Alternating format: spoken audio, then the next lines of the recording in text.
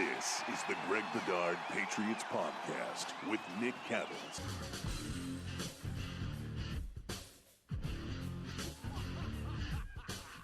Well, here we go again from my spacious Airbnb, Greg Bedard Patriots Podcast. Greg, a lot of stories popping up here for the Patriots the last few days. We have to start with Joe Judge. Joe Judge has been named officially an offensive assistant. Tell people, if you can, what exactly that means and what you think he'll be doing.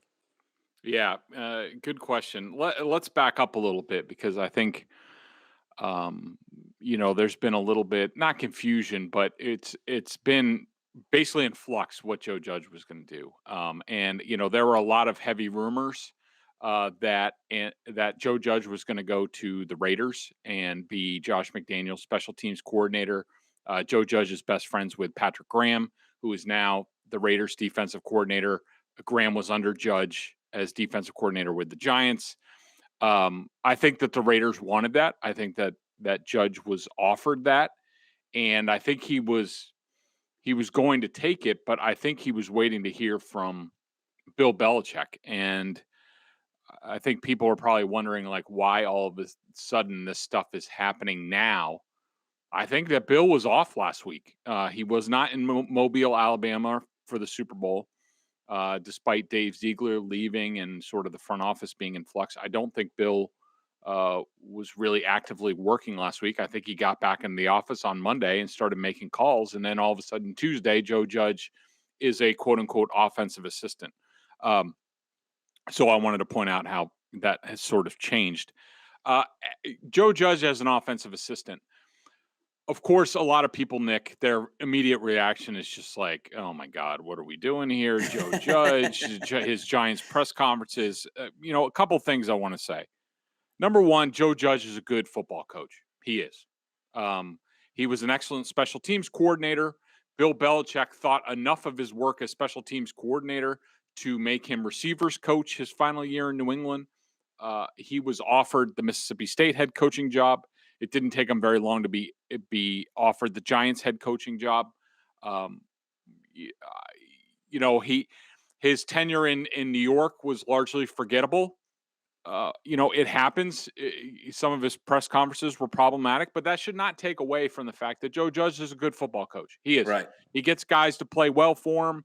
He's organized. Special teams coordinator is one of the hardest jobs in the National Football League, and I thought he's always done well at that.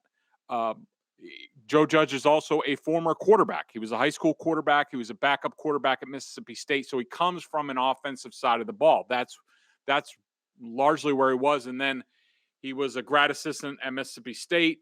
He went to the special team side with Nick Saban, and that's how he ended up with the Patriots, the special teams coordinator. So don't feel that offense is foreign to him. Like we said, he had the receivers coaching experience here with the Patriots that one year. I will say it did not go well. Joe Judge being a wide receivers coach was not exactly Tom Brady's favorite thing when he was here his final season. So that's also additional background. But as far as what it means for the Patriots right now, to me, Nick, as of right now, and I still think Belichick is working through a bunch of things, and we could see possible more changes down the line. To me, this is setting up as no matter what they do, and as of right now, I would say the favorite in the clubhouse to basically be the quote-unquote offensive coordinator is Nick Caley, the tight ends coach. He's been here for 7 years. Yeah, he's very bright. He's well thought of. He's I think he's a good coach, and I think he's going to be sort of in the role of like Josh McDaniels after Charlie Weiss went to Notre Dame, Bill O'Brien after Josh McDaniels went to the Broncos. But Bill doesn't just leave those guys on an island. He gives them help, and I think Joe Judge is there to help him. And if I don't think naming him an offensive assistant, I don't think Bill knows exactly the way it's going to shake out. But I think as of right now, Nick Caley is going to be the de facto offensive coordinator. Joe Judge is going to help him in certain areas. Game planning, might take over the tight ends, that sort of thing. And so Joe Judge is helping with the offense. Bill Belichick helps with defense. I think Judge and Belichick can help with the special teams. And I think Matt Patricia, who is still here, is basically help for the front office, where as of right now, it looks like Elliot Wolf will probably ascend to being the quote unquote personnel director, GM, what have you. Right. But it'll be Greg, a group effort. But so you have basically experienced supervisors with everything with the Patriots. It's not ideal. It's not what people probably want to hear. But Nick, I think that's where they are. I was going to ask you, before we get too far down the road with the entire picture of this thing, what happened with Bill O'Brien? Was it the fact that he feels like he might be close to coming back to the NFL as a head coach soon enough? Is it there was some concern about, quote unquote, poaching him from Nick Saban? We have the quotes where Saban says, he's not a big fan of, friends poaching from his staff and all of that stuff. Yep. Is that what happened? Is Bill O'Brien still on the radar? Or? Yeah, I don't think it's over. Like I said, Okay. I think Bill started a lot of this work on Monday. And we've gone through this. We saw this with the Josh McDaniels, when he agreed to become the Colts head coach. He never talked to Bill that entire process until all of a sudden he did, and then he's staying. Like, this is what happens with Belichick. He gets through his work with the season. He's just focused on what's in front of him. Review the season, maybe get away for a week, recharge, clarify, sort of clear the mind so that he has a better idea of what he wants to do and how he wants to see the team for 2022. And I think that Bill started his work on 2022 basically on Monday. And I think and he's probably basically going through it. He probably has a list. I don't think the Bill O'Brien thing is done yet. I think that what you heard last week from Nick Saban, and it's been reported all over the place that Nick Saban said, I don't think Bill O'Brien is looking to leave. And I think in that moment, absolutely 100% correct, because no one had really heard from Bill Belichick. Right. But I do think that there could be some conversations between Saban and Belichick and O'Brien this week. Bill O'Brien would like to come back here and work for the Patriots. Now, I don't believe any of this stuff. I've heard some of the Boston radio talking about, or even some of the reports, they talk about, maybe it's not best for Bill O'Brien to come back here because he could just be gone in a year. First of all, I mean, that's not going to happen. I mean, look at Josh McDaniels. People are probably saying the same thing about Josh McDaniels, and he was here for 11 years. Who was the last coach to jump from college coordinator to an NFL head coach? I can't even think of anybody. So that's not going to happen. Could it happen? Yeah. Will he get interviews? Yeah, as favors to agents and keep Bill O'Brien's name in circulation. But if Bill O'Brien wants to be an NFL head coach again, which he does, and I don't think he would mind succeeding Bill Belichick here, then you come to the New England Patriots, you prove yourself developing Mac Jones, and that's the surest path, whether it's here or someplace else, to be an NFL head coach. So I do not think the Bill O'Brien thing is done yet. Could we know by the end of the week whether it is? Yes. But again, I think this is a work in progress for Belichick, and I think that that is still a possibility for them. And to me, it's the ideal. That's what I want. That's what Mac Jones should want. That's what Bill Belichick should want. Bill O'Brien back here being seamless, being head coach of the offense, and keeping things rolling from where Josh McDaniels was. It's interesting that, Joe Judge decides to stick in New England or come back to New England instead of going to the Raiders and having a special teams coordinator position just ready for him under Josh McDaniels. The fact that he's willing to come back to New England as an offensive assistant when, as you're saying, that there's some fluidity to this and there's really no guarantee of exactly what he'll be doing. I guess you could say there's the pull of Belichick. There's the pull of, maybe coming back, Absolutely. quote unquote, home. But it's just fascinating to me, right? Because you could have a solid position figured out for yourself. You could live in Vegas. You could be working under McDaniels, and you'd have the responsibility. You would know what you were doing. But Joe Judge instead decided to stay on the East Coast and stay with, return and be with Belichick. and figure out the role. I agree with you. Bill O'Brien, I don't know if he's the greatest offensive coordinator. I do have my issues of certain things that he did in Houston, calling plays and all of that at inopportune times. But as far as seamless transition, and we know what Josh McDaniels had been doing over the past, really ever since he came back, as you've said this on this podcast several times, he was the head coach of the offense. I mean, he was the guy offensively. Belichick mostly stayed out of his way. Obviously he'd have his own thoughts and he'd have the final call on game days, but McDaniels was the head coach of that offense. And I would be concerned, even with Joe Judge there, to just roll with Caley as the guy. I mean, I think there's a lot of questions about this staff right now, defensively already, with Steve Belichick and Mayo, and we'll talk about Mayo in a couple of minutes. But there's already some questions about the staffing on the defensive side. The last thing I want is questions about the offensive side of the staffing. I would much rather have somebody who's experienced, knows the system. Bill O'Brien also has learned some more spread schemes and has done some different things with Alabama that I think he could bring to New England. I would much rather have that than a first-time offensive coordinator, de facto, with Joe Judge overseeing him. I'd much rather have Bill O'Brien. Yeah, a couple of things on that real quick. On Joe Judge, I think if you're Joe Judge, and I think he would have been fine being the special teams coordinator in Las Vegas, but if he wants to be a head coach again, which he does, then I think it was much more appealing for him to have an offensive role. He's already proven that he can be a special teams coordinator, a really good one, and that's great. Like, John Harbaugh was a special teams coordinator in Philly and became a successful NFL head coach. But, you need to these days, and this is part of the Rooney Rule and helping minority head coaches. I've heard some of this discussion and Peter King wrote about this in his column. That's where I read it. You need to touch the quarterback in some way to get advancement in the NFL. So Joe Judge, it's much more appealing for him to be an offensive assistant and say, look what I learned.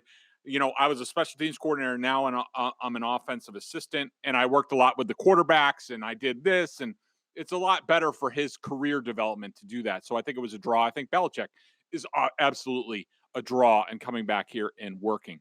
I do think that, when you talk about, Nick Caley and O'Brien and, sort of that dynamic, I think that, I understand the trepidation, and that's the other thing. It would be just about everybody else here, whether it was McDaniels or O'Brien, elevated from being the quarterback's coach to being the offensive coordinator. Caley hasn't done that, so I could see him being named quarterback's coach instead of offensive coordinator. Maybe Judge helping out at tight end, or they have other assistants on the staff. But I think that's a big thing when you talk about a big jump for Caley, and I think you're right to point that out, Nick. It's because he hasn't touched the quarterbacks yet, and he needs to do that. And so that's been sort of the path in New England. Yeah, and I love your point about Judge because, people look at the diversity issue, which we talked about last week, and I believe I mentioned, if I didn't at the time, a lot of these guys that are getting jobs right now, offensive coordinators, they're on the offensive side of the football. And when you look across the league, I think it's like, 4 or 5 offensive coordinators in football are black or brown. And that's one of the major issues. Mike McDaniel, who is biracial, just went from the OC of San Fran to Miami. So that was one minority hire from the offensive side of the ball. But that's where the game is leading, as we all know. And, it'll be interesting to see if some of that changes over the next couple of years, now that people see that clear kind of funnel system being created. Let's move to Mac Jones quickly. With all of this conversation, how does it impact Mac? You said, Judge has worked with quarterbacks. He's worked on the offensive side, so that's good. I think the Bill O'Brien thing would be great for Mac because, they didn't have that coach-player relationship. But as we've all read and we've all heard, Mac Jones helped Bill O'Brien learn that Alabama offense a little bit there. And it seems like it would be a good match. How's this all impact Mac right now, Greg? Yeah, I mean, It's not ideal, but I think people, first of all, as usual, are underestimating Mac himself. I think that, the 1 year with Josh McDaniels and the amount of, tutoring he got one-on-one and Bo Hardigree might have been the quarterback's coach, but it was Josh McDaniels was training Mac Jones from the get-go. And I think that, Mac Jones is so smart in what he learned from McDaniels. He's not Brady in the middle of his career, but I think he's off to a really good start. And I don't think Mac needs a whole lot of coaching as far as, the scheme and what he needs to develop and things like that. We're going to have to see how this works out. I mean, I think that, Bo Hardigree went with Josh McDaniels to the Raiders. Right. So that's another loss for them. They're going to have to find a quarterback's coach. That could be Nick Caley, where they move him over there. I wouldn't mind seeing Adam Gase in that role. I think that Adam Gase is, people can say what they want. I think he's a really good offensive coordinator. I think that his work with Ryan Tannehill in, I want to say 2016, was very Josh Allen-esque, where Ryan Tannehill was a guy that I had basically buried as a good NFL starter, a franchise quarterback where he could just lift a team by himself, which he's never developed into. He needs a running game in Tennessee. But before he injured his knee in 2016, Ryan Tannehill was like in the MVP discussion. I thought I was going to have to eat my words on him too. And that was all Adam Gase. He knows how to scheme. He knows how to attack defenses. Bill Belichick knows that. He sees it on film. That's why he's always liked him. So people can mock Adam Gase all they want. They're just wrong when it comes to football and scheme and things like that. He might not be a good head coach, but there's a lot of guys like that who are better coordinators than head coaches. So they need to find an experienced quarterbacks coach to work with Mac Jones. I would like to see that. I'm not overly worried about it because I think Mac can do a lot of this on his own. That's how freaking smart he is. And Bill Belichick's around. I'm sure Bill loves having the meetings with Mac after maybe not enjoying them with Tom Brady in the last couple of years. So I'm not overly worried about Mac Jones. All right, so let's get to Jerrod Mayo on Zolak and Bertrand. A couple of good things you heard, Greg, a couple of things that you weren't necessarily in love with. Let's start with the good. Mayo talked about what we've talked about over the last, it feels like 5 years, but it's the last couple of years on this podcast, getting faster and getting more explosive on the defensive side of the ball. Yeah, he said we're looking to get faster, more explosive, and put more playmakers on the field. I mean, hallelujah, music to our ears.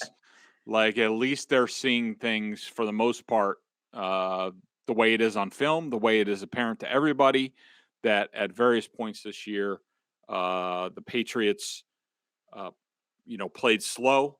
They did not look athletic. They had a lot of issues. They didn't make enough negative plays towards the end of the season.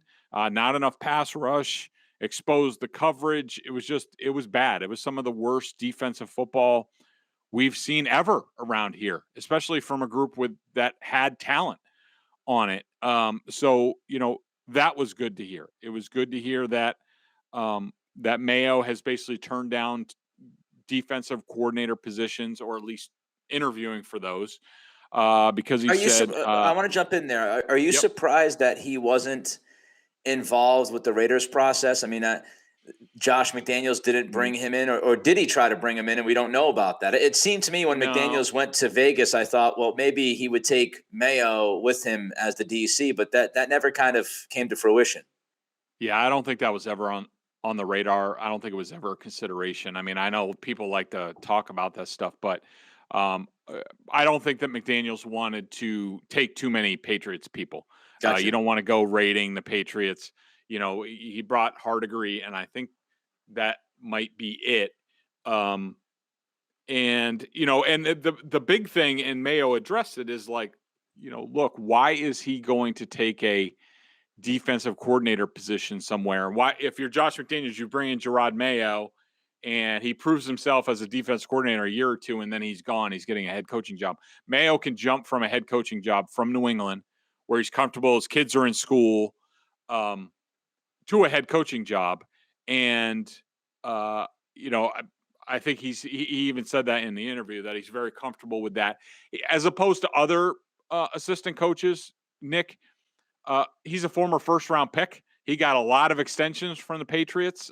Basically, he was the contract guy for Belichick. So if they needed to create some cap space, Mayo was the guy who got money up front to spread out his cap hit. So he has money, and he's done well with his money. He's making the rounds right now because he's got that sweet Hellman's Mayo money coming in for a Super Bowl spot. So he's not like these guys who have been working for the Patriots and they've been, started out making $60,000 and working 80 hours a week and have slowly moved up. He's made millions. And so he can afford to be picky as opposed to some other players. So yeah, I was not surprised at that. I never thought that was going to happen. Don't want to spend too much time on this, but I just got to have a weird hypothetical since we're talking about Joe Judge's future and Bill O'Brien and Bill O'Brien possibly looking at the Patriots head coaching job when Belichick decides to call it a career, which I don't know, might be another 20 years from now, the way he's going. But when you look at Mayo, do you think Mayo's on the board? The Patriots look at him as maybe somebody who might rise up to that level. And maybe he's thinking, Absolutely. Well, why am I going to leave when I might be anointed the guy when Bill steps aside? Yeah, I definitely do. But I do think that Mayo is now in the Josh McDaniels sort of role where, we talked for years about Josh McDaniels possibly succeeding Bill Belichick, but I kept telling people like, no, he's listening. And I think Mayo is listening. I think he will take the first head coaching job that he gets, Right. The first offer. But, if I'm the Crafts, having Jerrod Mayo here and possibly succeeding Bill would be I would really like that. One thing I would like to see, if that is indeed the case, he's a guy that I would like to see get more offensive experience, perhaps after the season, if he is doing that, to become a more well-rounded coach. The funny thing is, it'd be kind of strange, right? Belichick decides to step down. His son has been calling the plays on the defensive side of the ball, but then Mayo would leapfrog Steven and be the guy. And it would just be very interesting because people would wonder, well, why was Steve Belichick calling the plays then on Sunday if Mayo was the guy who was waiting to be the head coach? What the hell was going on there? And we've, I was reading, I forget who it was now, but I've been, I was reading over the last week or so that, Mayo he takes the brunt of the work during the week. I mean, he does a lot of the game planning and he does a lot of the work behind the scenes. And on Sunday, Steven kind of calls the plays. I don't know if that's, perfectly accurate or not, but that's what I was reading from at least one or two people.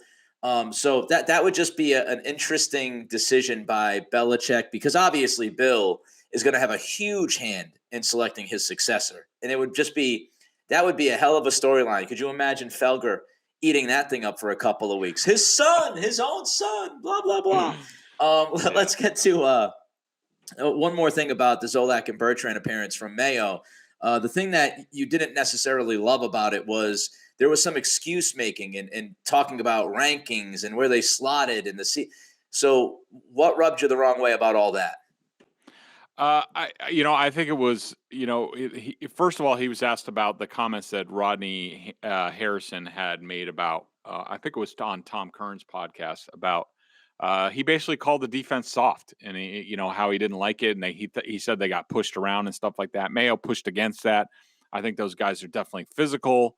Were there times where it did look like we got soft? Absolutely, but overall, I would not call us a soft defense. At the end of the day, it's about points and how many points we gave up. This is what I didn't like. If you zoom out and look at the season as a whole, we ended up third in scoring defense and seventh in yards. So I heard that stuff, and I'm just like, and I heard him. He very early on, he started talking that way, and I'm just like, I mean, come on, let's be real. That's Patriots footy pajama fans talking. Like, you got trucked the last five, for the last 5 games. You couldn't stop a nosebleed when you needed the whole season. When you needed a stop, the defense couldn't get it. And you go to points. I mean, because you had a really weak schedule this season? Like, they had one of the weakest defensive schedules in the league. Buffalo, I think, was the easiest. New England was like the third easiest. Like, let's be real. I mean, he did say we didn't play as consistent as we needed to play, especially against good teams. Okay. But to me, it's Mayo is hearing that from Belichick too, sort of in the review. Like, we played good defense at times. You look where we were in points and yards and blah, blah, blah. Like, and you also hear this from some Patriots reporters, like, look at, I don't know, expected points or whatever. Like, no, look at the film and how they did, especially with Buffalo running right through you. What was it? 10 consecutive touchdown drives you gave up to the Bills in your own division. That's the kind of stuff that I want to hear, that it's not good enough, that we need to get a lot better, instead of talking about, oh, well, we were third in points, so that means you're a top 5 defense. I mean, come on, give me a break. And so if that's where they're coming from, then I'm not very happy about it, and I'm not very optimistic that things are really going to change. But at least we did hear some of the reality in this interview with Mayo, and Jerod is a realist at the end of the day, but that's a Belichick line about the points, and it drives me crazy. I could tell. Let's jump to the big game on Sunday. I would like to mention that Bedard went 1-1 last week. If you're wondering how he's done in the playoffs, straight up, he's 9-3 against the spread. He's 8-4. The Rams, the Bengals, Sunday, Rams -4. The over-under is 48.5. Greg, how you feeling about this game? Yeah, I mean, Nick, on paper, the Rams should win this going away. The Bengals do not protect, well enough up front. I think, these guys, whether it's Aaron Donald or Von Miller, they have an extra week of rest. Yes, you could say the same thing about the Bengals in the AFC Championship game against the Chiefs, but the Chiefs don't really rush the passer that great. Chris Jones was beat up. Who do they have? Ingram.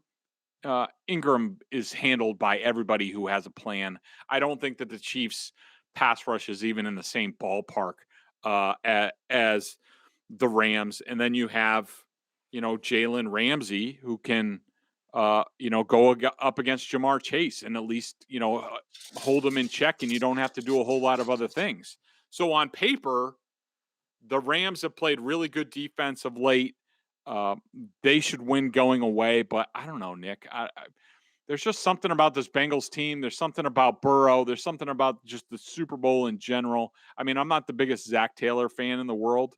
I do think McVay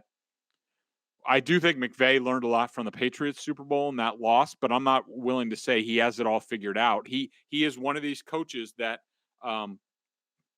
will have a failure to be imaginative when it comes to how a team is going to defend them, how they're going to play in the game. So he can get caught being too concerned about himself and not about the other team. And that's what got him against the Patriots. He wasn't prepared for the Patriots changing stream. Right. But I think just at the end of the day, I don't know. There's something about this Bengals team. There's something about Burrow. I think it's going to be close. I don't really have a strong feeling about this game either way. So at the end of the day, when I do that, I like to pick the underdog because I'd like to see the Bengals win. I don't really want to see the Rams win. So I'm gonna go 23-20 Bengals for no other reason is that then I want to see that. I want to see the Bengals win. my heart wants the Bengals 100%. I love Joe Burrow. If you've seen some of the stuff that he has said this week, it's absolutely what you want to hear from your franchise quarterback, who's a young guy, talking about social media and, focus on playing and focus on getting better and don't throw everything out there on social media. People do that all the time. And the fact that he never thought once of ducking Cincinnati with the history there and never try to angle his way to go to another team. This is a guy who wants the challenge. He has embraced the challenge all year long. He said, look, I know the history. It doesn't matter to me. I'm sick of, after the first playoff game when they beat the Raiders and as they moved on, he's talking about, everybody's calling us the underdog. I'm sick of the underdog narrative. We're not the underdog. I call him Captain Swag a lot. I just think the dude has swag for days. I think that confidence creeps into the rest of the team. And we all have to contextualize what he's done this year. This offensive line is the shits. It is one of the worst offensive lines in football. He was sacked more than 50 times. Pro Football Focus says they are one of the 3 worst pass protection teams in all of the league. Against Tennessee, he was sacked 9 times and hit 14 times. You watch in the AFC Championship game, he's having to deal with pass rush and he's getting hit, and he has still been able to string together an unbelievable season. I mean, I think he is now at least in the conversation for being an elite quarterback at the NFL level. I think he's a top 5 or 6 guy right now. And, when I look at it, I really think the argument's between he and Justin Herbert as to who that next guy on the list is. So I love him, and I want Cincinnati to win this game, but I do think the Rams are going to win. I think the Rams' defensive line is just so tough. Von Miller has been really good the last month and a half. He was awesome against the Niners. When you have Buffalo's lap all fourth quarter. When you have Miller and Floyd, and everybody overlooks Floyd, who's been a really good pass rusher this year as well, and you've got obviously Donald pushing in the middle, that gives you 3 really good pass rushers, and I'm just afraid. I think it's going to lead to a mistake, and that'll be the difference in the game. Matthew Stafford could always throw a pick and do something boneheaded, but I've got the Rams by 6. I do think it's going to be close. I would not count the Bengals out. As you said, they've found ways to win, and Captain Swag-a-Lot, he's always one big quarter away from leading this team to a victory, but I do have the Rams. I would lay the points, -4. I think they win by 6. I don't think it's going to be as high scoring as people think. I would probably go the under on 48.5. You've got 2 quarterbacks who have, and yes, Burrow's got swag and he's played in gigantic games before, but there might be a little bit of nerves in the first quarter or so in this game. Stafford for a Super Bowl, Burrow's for a Super Bowl, a feeling out process. So I would probably go under and lay the points with the Rams. I feel like, 26-20, 23-17, somewhere in that area. Nick, good points on all that. One thing I wanted to mention, sort of taking off where, you talked about Burrow.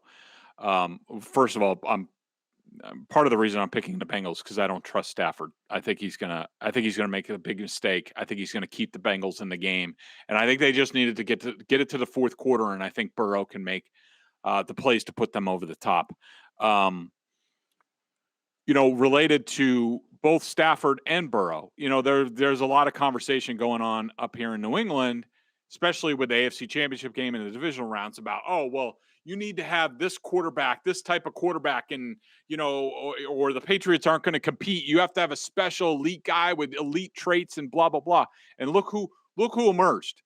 Matthew Stafford, who has a dynamite arm, always has. We all know that. Okay, so he has a great arm, but not the greatest mind, tough as hell, not the most mobile guy. And then you have Joe Burrow, who is very similar to, Tom Brady in that not the biggest arm. His head and his competitiveness is what puts him over the top. And I think that these quarterbacks should show you that the Patriots have plenty in Mac Jones. With Mac Jones with development, Mac Jones talking before the Pro Bowl about he knows I need to get stronger with, my mechanics need improvement. Like Mac Jones with development is plenty for this Patriots team to compete with the best teams in the league and to reach Super Bowl level. It might take a little bit of time, but he was only a rookie. Burrow's in his second year. I'm sure Burrow got a lot stronger so that he did make some plays from the pocket. Mac Jones made some plays from the pocket too this year for the Patriots. People forget. If anybody else came to play in the playoff game against the Bills, Mac Jones made 2 huge plays on third down on the first series of the game. A couple with his feet. And so I think, to me, the lesson for what's happened this season in the postseason, for the Patriots is that, and Patriots fans out there, is Mac Jones with development, with the offense improving around him, is enough for this team. Yeah, I mean, when you look at Mac and what he's done, I agree with you 100%. I thought that playoff game, and no one's going to remember this because it was such a blowout. I thought he was really good, and you had an entire write up on it. If you didn't catch it, make sure you go to BostonSportsJournal.com. You can find it in the good old archives. I thought he was really good. One more thing about Burrow quickly. and you can Google this if you'd like, if you're a football nerd like Greg and I are. There's a fascinating article. I know Greg is kind of, lukewarm on PFF sometimes, but there was an awesome article by Pro Football Focus on Burrow this year. And the point that was made was that Burrow was the most aggressive quarterback in the NFL this year. He wasn't only the most aggressive, he was also the most accurate. And when you just think about that, that's why he's dangerous. And Mac Jones has the accuracy. And I do think Mac will grow into being aggressive. That is the most dangerous combination for a quarterback. If you are aggressive and you are accurate with those aggressive throws, you can beat any defense. And that's what we see with Burrow. He'll make 2 or 3 ridiculous throws, especially downfield to chase, and that's the difference in the game. Let's get to the BostonSportsJournal.com member question of the day. $39.99 on the annual plan. Top-notch analysis, tons of Bedard video analysis, and access to weekly chats. Obviously, we've got the NBA trading deadline coming up over the next day or so I'm sure our guy Corrales will be all over it. Merkazoid has the question of the week. It's about Jonnu Smith and Isaiah Wynn. He's hearing a lot of things about both of those guys, but he wonders, are the Patriots stuck with both of them because of their cap situation? So this question, Nick, comes from, I've started my review of the Patriots Suceed, grading the Patriots, and I had my offensive sort of unit grades. I gave the passing offense a C+. I gave the rushing offense what was the final grade? A B. And I go through a bunch of stats, my own stats, other stats, things like that. And what becomes apparent is like, well, first of all, Isaiah Wynn gave up the most quarterback pressure on the team. He also gave up 12.5 stuffed runs, which was second on the team to Jonnu Smith. Jonnu Smith led the team in drops. He had 20 stuffed runs allowed. So that's where that question comes from. That when you go through this, you're like, all right, those guys aren't great. A couple of things on those guys. They could cut bait with both of those guys, but it's going to have to be trades. Isaiah Wynn is owed $10.4 million. It's guaranteed, but it's all in salary. So they could trade him, and that automatically moves to the other team. So when they can't cut him, or if somebody picks him up, there's probably some offset language where, say, another team wants to pay him $5 million, the Patriots had to pay the other $5 million. Right. Jonnu Smith also he's tougher to trade, which is why I probably think he's here and they just try to develop him. But you could trade him post June 1, basically in camp, see how he comes to camp, trade him, and it basically for this year, you actually net $6 million in cap savings, but it sort of evens out with the dead cap. So you can move on from both guys. Jonnu Smith is much harder. When you have to find a taker, maybe you do. I think both of those guys are players that the team will look at to possibly look at. Like I'll just tell you right now, looking at overthecap.com's player valuation, they had Jonnu Smith for $3 million. That's what they thought he was worth last year. My God. The Patriots are paying him $12.5 annually. Isaiah Wynn, his valuation is $6.3 million. So close to what they're paying him, supposed to pay him for next year. So, Jonnu,